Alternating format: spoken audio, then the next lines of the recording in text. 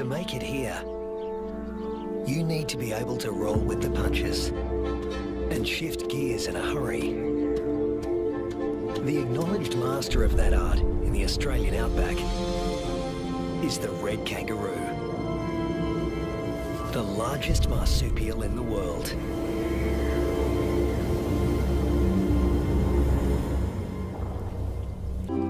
Its progress won't be kick-started again until the peanut reduces his suckling. Number 3 is the joey, who's spending some time suckling from outside the pouch and some out on his own in the big wide world.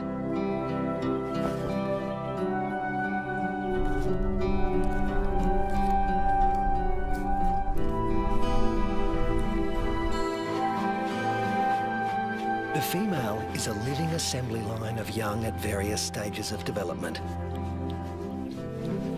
But when times are hard, the system has to be ruthless. She will cut off nutrition to the peanut in her pouch, and when it dies, she'll restart the embryo's development to take his place.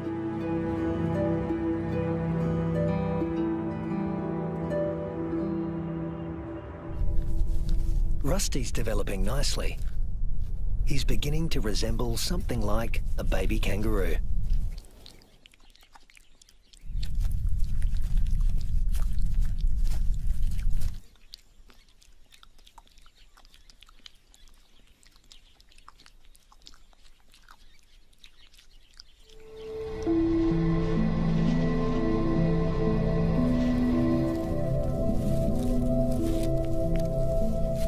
Now 3 months old, he can hear all the sounds of the world he'll soon be inhabiting.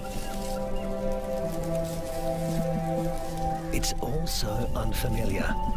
It's not surprising he'd prefer to stay in the pouch for just a while longer.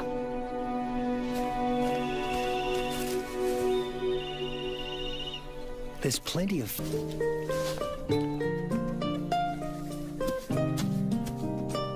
But Rusty's not the only one in the neighbourhood with a serious set of legs. An emu, the biggest native bird in Australia, announces his arrival.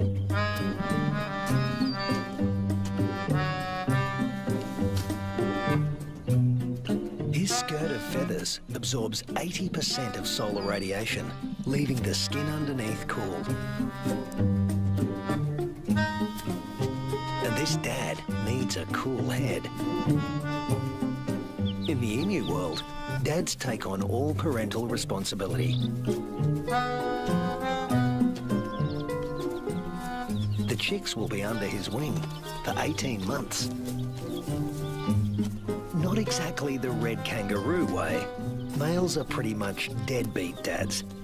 They leave as soon as the young are conceived. Rusty also still relies on his mother for food and protection, so he tends to stay close. But apparently he's also got an independent streak. Maybe there's even more fun out there.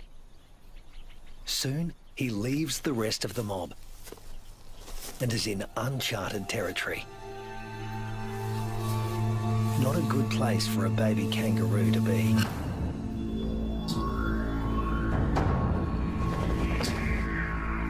A wedge-tailed eagle, the largest bird of prey in Australia. And it likes to take young kangaroos. Mum realises she doesn't know where Rusty is. But the eagle does.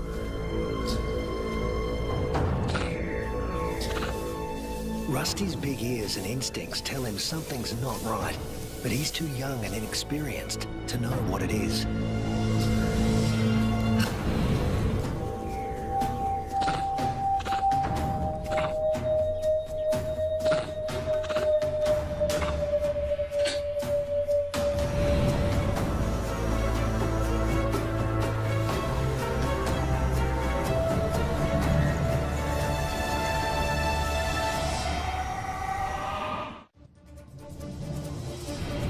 No No sooner has Rusty left his mother's side than he's in trouble. With the bone-crushing power of her talons, the eagle could seize Rusty and drag him to his death.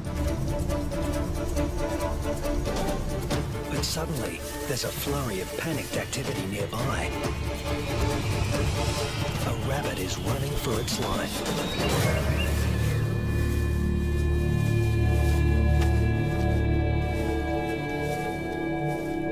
Luckily for Rusty, there was easier prey to be had. This time,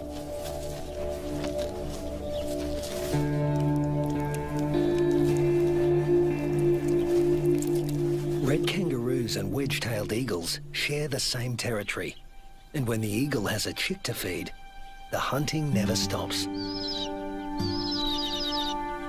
More than 10% of the eagle's diet is kangaroo.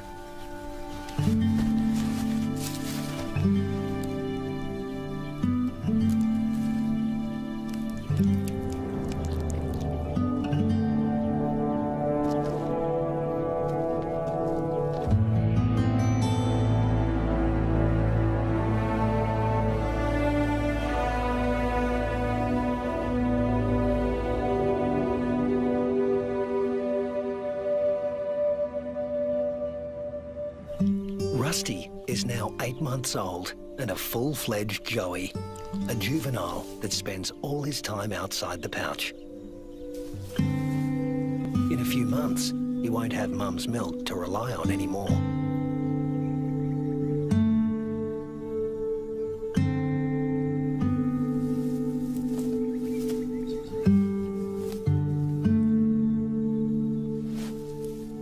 His mother will start tapering off his milk supply because there's another bun in the oven and it needs the nutrition. Mum's body now produces 2 totally different types of milk. A more dilute one for his tiny sister and a richer one for him. Each dispensed from its own nipple.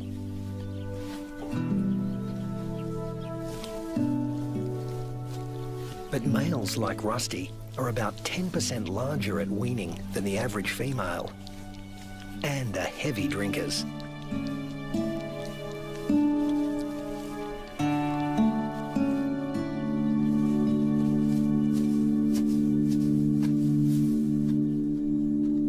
This is the kangaroo version of tough love. Rusty's mother cuts him off completely. Her milk is needed elsewhere. Rusty is off to explore his wider world.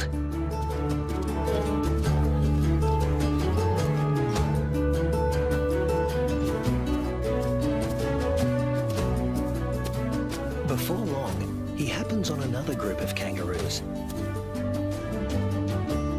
These are grey kangaroos, smaller than reds and more suited to areas where the climate is relatively predictable. They don't conserve water as well as reds and prefer the shade of the wooded areas on the desert's edge. Rusty is apparently a new experience for them as well. It's like a get-together with distant relatives you've heard of but never met. Slightly awkward.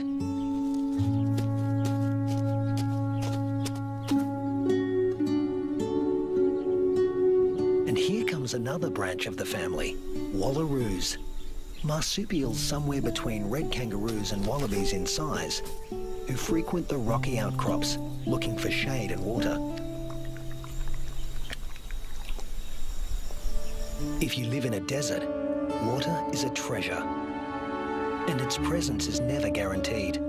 With no true seasons in this part of Australia, the only certainty is unpredictability.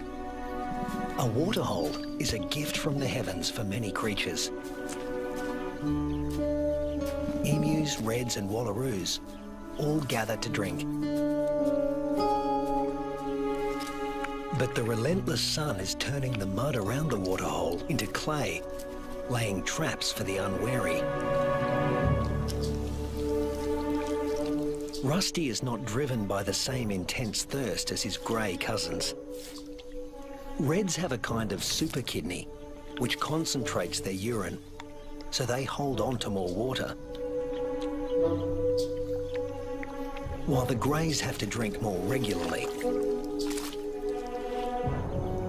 Their thirst sometimes drives them to unwise decisions.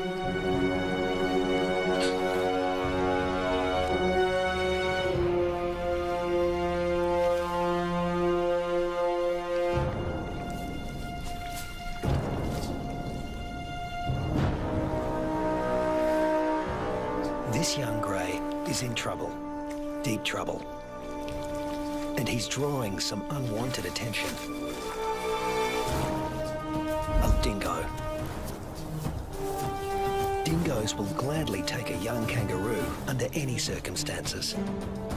A joey stuck in the mud and unable to flee, that's just too good to resist. The other kangaroos can't help him. His fate is sealed. Even at the tender age of 18 months, Rusty has the good sense to get out of Dodge in a hurry. Now he's on the road again, in search of a good meal. He's still an adolescent, and burning through energy at a faster rate than an adult.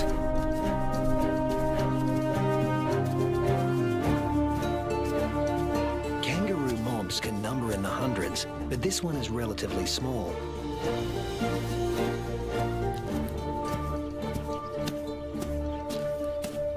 And Rusty's appearance on the scene has caught another male's attention. They're around the same size and the same age, perfect sparring buddies. Game on. But this isn't a life or death battle.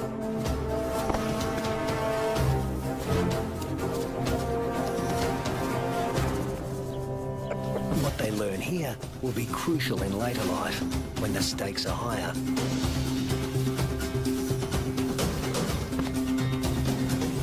Long arms for wrestling win fights, and females want winners.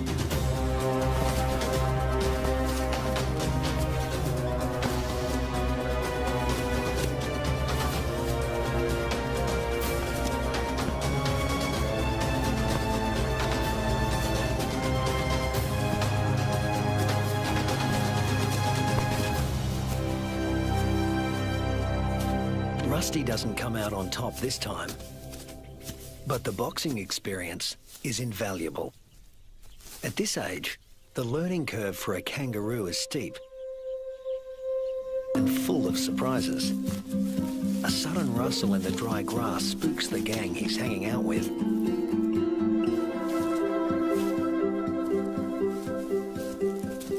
But Rusty's the curious type. A shingle-backed lizard. Heavily armoured and with a thick tail that looks a lot like its head. Thus its other name, the two-headed skink.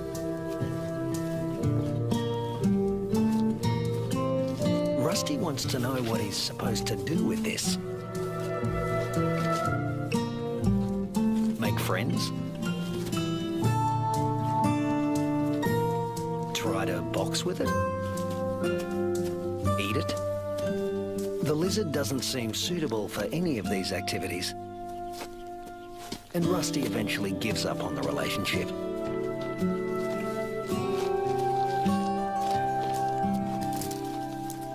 This part of the Central Australian outback has been hot and dry for weeks.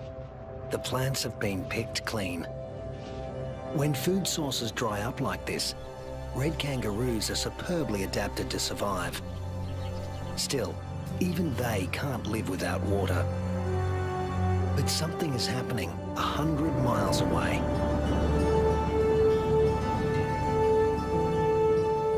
Where the sky has opened up and torrential rains are soaking the parched earth.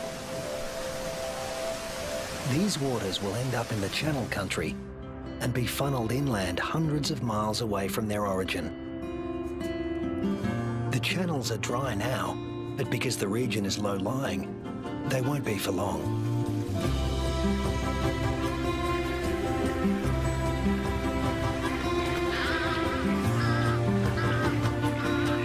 And what was once an arid wasteland begins to revive.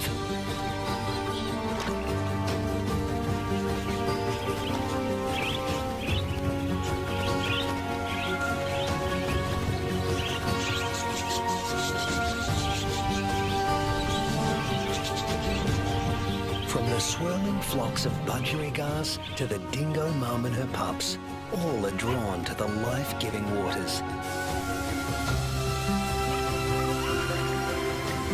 The young eagle flexes its new feathers. And a young kangaroo celebrates in her own playful way.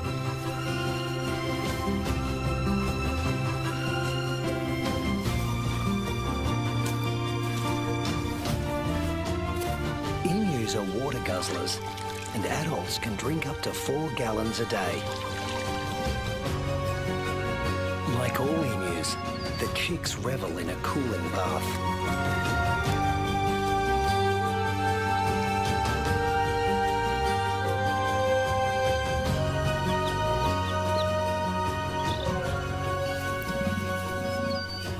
There are some 500,000 emus roaming around the outback, browsing on fruits and seeds. And what's good for the emus is also good for the rest of the ecosystem. As they move through the bush, they scatter the seeds of the flowers and fruit they've eaten along the way, which will sprout and become new plants.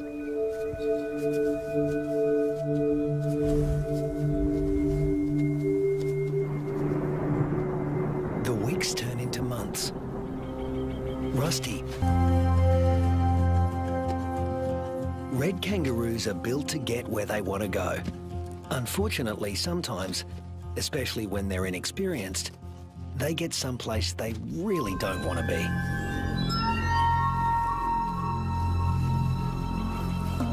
The inland taipan is the most toxic snake on Earth. There's enough venom in one bite to kill 100 full-grown men.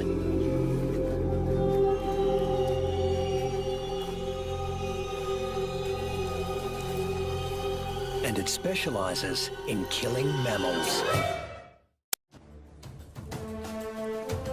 The Australian desert is the kingdom of the reptiles, but kangaroos know too well to leave all snakes alone.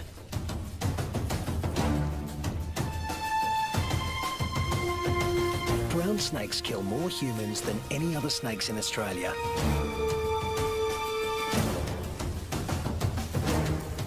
But it's not the biggest reptile in the neighbourhood. This is. The parenti, reaching 8 feet long, venomous and fast on its feet. A large parenti will eat a small kangaroo. But today, it's got its eye on an eastern brown snake.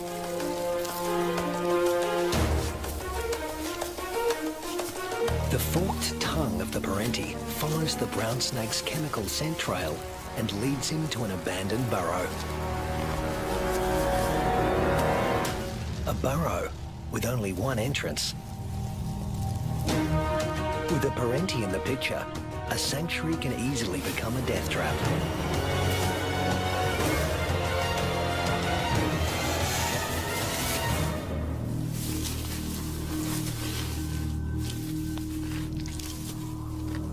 The body of one fearsome reptile disappears into the body of another.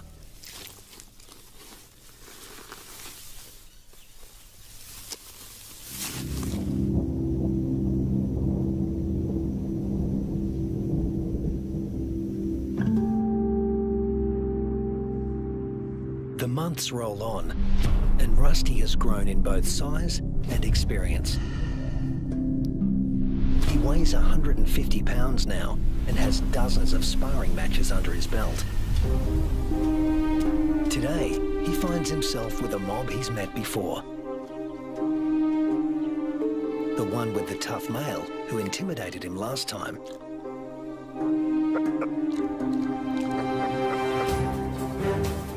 But that was 5 years ago, and Rusty's not running away this time. Each tries to attack his rival's head, Each instinctively keeps his own head back out of range. Although highly ritualized, fights between dominant males can mean a future as king or a loner, depending on the outcome. Testicles can be retracted. Don't want those damaged. Rusty, with the darker fur, is putting up a good fight, but the alpha male is more experienced. The females don't care who wins, just so long as he's got good genes. But Rusty is younger than his opponent and in top fighting form.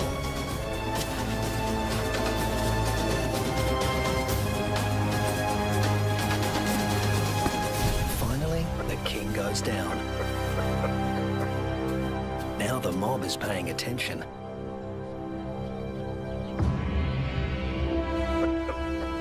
Rusty's the top male now, and to the victor go the spoils.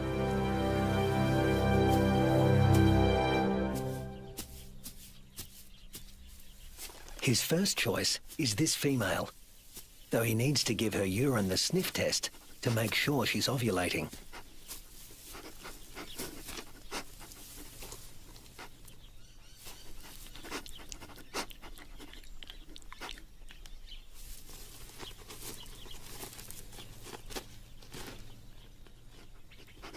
She's ready.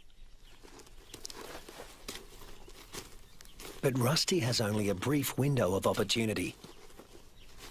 She may only be receptive for a matter of hours. Better get to it. Mating doesn't take long, or wouldn't if there were only one female to consider. But Rusty's got miles to go before he sleeps. He's King Kangaroo now, and in addition to regular mating duties, he'll have to fend off other young roos who'd like to knock him off his throne, just as he did his predecessor. But that's not all Rusty has to worry about. The temperature is soaring and the land is drying out. Evaporation is sucking the life out of everything, flora and fauna alike. You can never tell when the weather will change, only that it will. And that's the origin of some of the red kangaroo's most amazing adaptations. They're masters of heat regulation.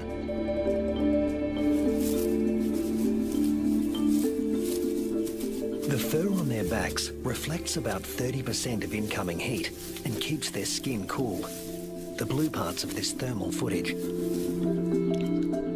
Spreading saliva over their forearms cools the blood, which has been brought close to the skin surface via a dense cobweb of capillaries.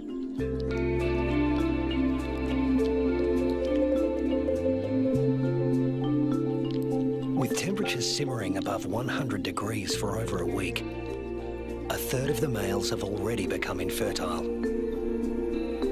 If these temperatures were to continue for 3 more months, the number would more than double. Reds defend their sperm by licking their scrotums to keep them cool. And in contrast to their battle strategy of retracting the scrotum, males let their testicles hang way down below their overheated trunks, keeping them about 7 degrees cooler than at their cores. The sand, even a few inches down, is cooler than at the surface. Red kangaroos dig until they reach cooler soil, and then,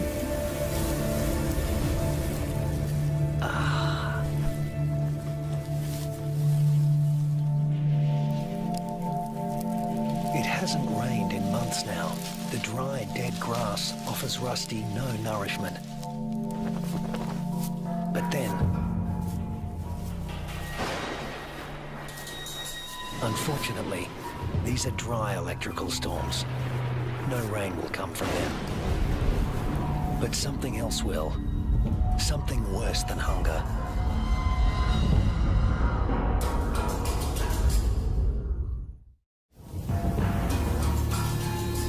Lightning has ignited the dry grass of the outback. The kangaroos can easily outrun a grass fire. Almost 10% of arid Australia can burn like this in a single year. In a matter of hours, the fire consumes what little forage there is. Rusty has to move on. But there's really nowhere to go. Not this time. Parts of desert Australia are in the grip of a once-in-a-century drought, while heat waves smash temperature records.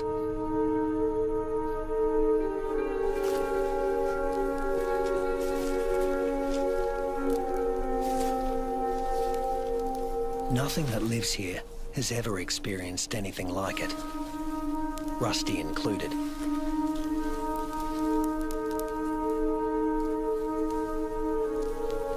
Some are suffering from severe malnutrition and dehydration. But if anyone can survive this, it's a red kangaroo. Human bodies are about 60% water. Rusty's is over 70%. Even in a heat wave like this, he can survive levels of dehydration that would kill most humans.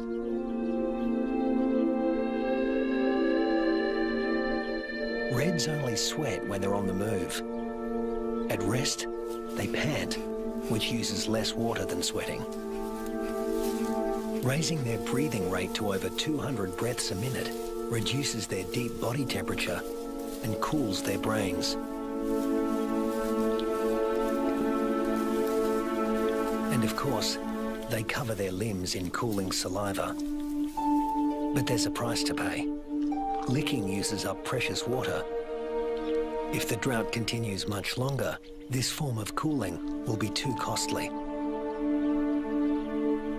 The kangaroos stay under whatever shade they can find. When times get this tough, females switch off their milk supply. Maternal instinct is strong, self-preservation is stronger. Unweaned offspring outside the pouch are the first to die, and the young in the pouches are next. As it dies, the female reactivates her waiting embryo, but if the drought persists, it too will die, and she will stop reproducing altogether. Even Rusty, one of the strongest, is in trouble. In these conditions, the males are the first to succumb, especially the largest, who, like Rusty, need more food.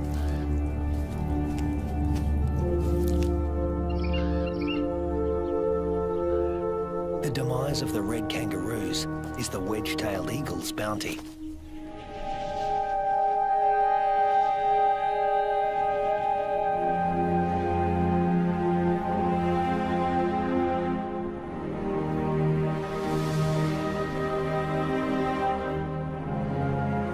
And it's not just the kangaroos that are suffering.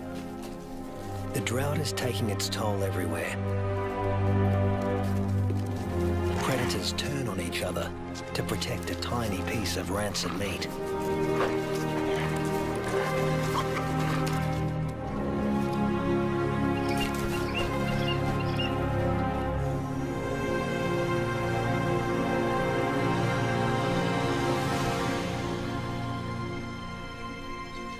This is the last remaining waterhole.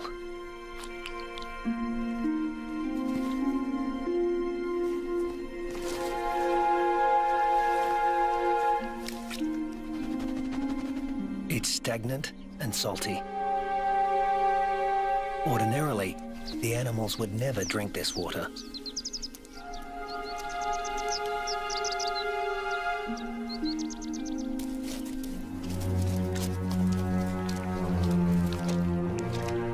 But desperation drives them. The drought makes for uneasy bedfellows.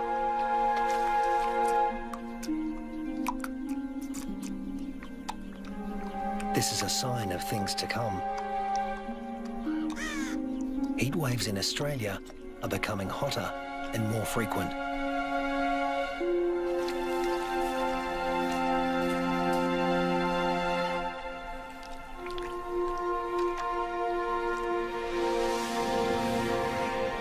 The intense dry heat continues and the casualties mount. Among them are many of Rusty's offspring. In some parts of these desolate lands, drought can kill 8 out of every 10 kangaroos.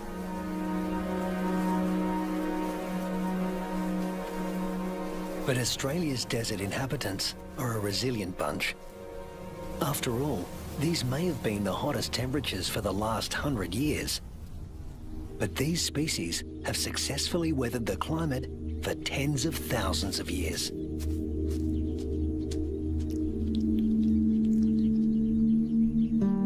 And Rusty is still here, conserving his energy and biding his time.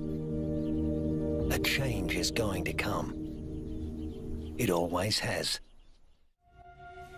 After 12 months of merciless drought, the landscape is dotted with the remains of those that couldn't hang on any longer. But in the Australian outback, all bad things come to an end. Eventually. Thunderclouds are gathering in the distance. Rusty seems to sense a change in the weather. Somewhere there is rain, and where there is water, there will also soon be food. He just has to get there.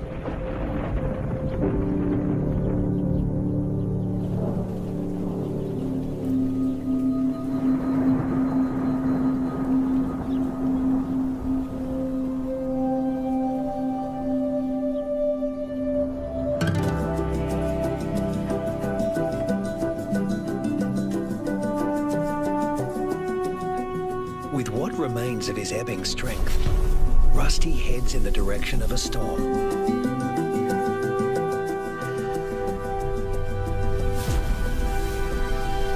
As do the other red kangaroos that have made it this far.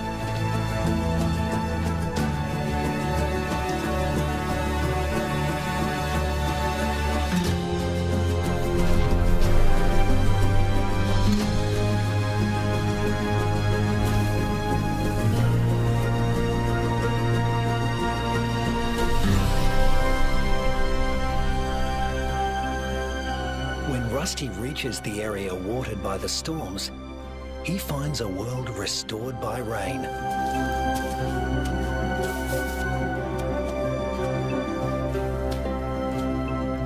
Plenty to eat, plenty to drink. You can almost see the relief and joy in their hopping.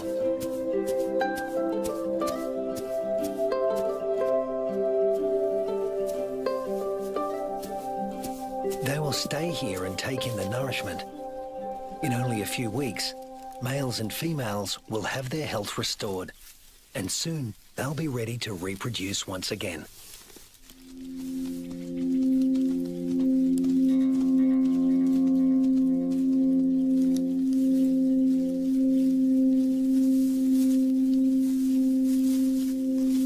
But before that can happen, they have to make it through this. A pack of hungry dingoes.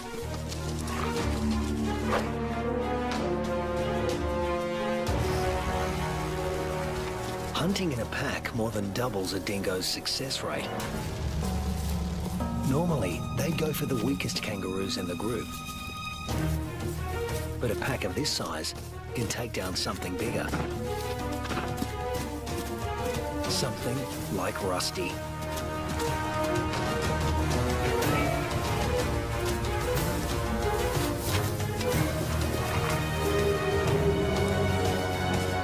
Luckily, his strength is completely restored, and he can travel at full tilt. Rusty doesn't accelerate by bounding faster, but by bounding further. He lengthens his leaps, at times covering 25 feet in a single bound. Once he gets past 10 miles an hour, Rusty rockets along with little extra effort, while the dingo's forelegs need to move ever faster. Now hitting 25 miles an hour, Rusty's only using about half of the energy the dogs are putting in. They have no chance of catching him.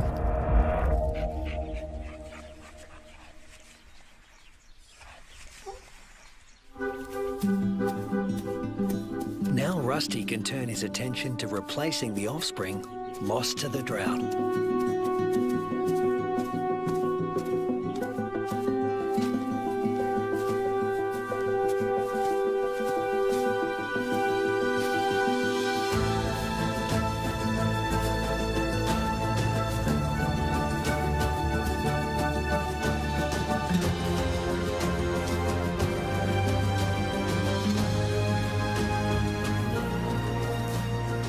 At 200 pounds, powerful, and in the prime of life, there's no question that he's the dominant male of this gang.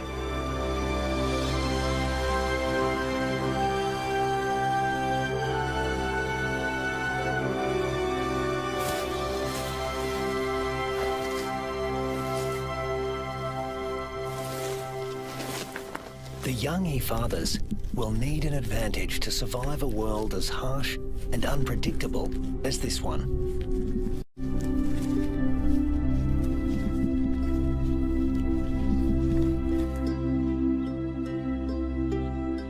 What greater advantage could there be than to begin life as the progeny of the undisputed king of the red kangaroo mob?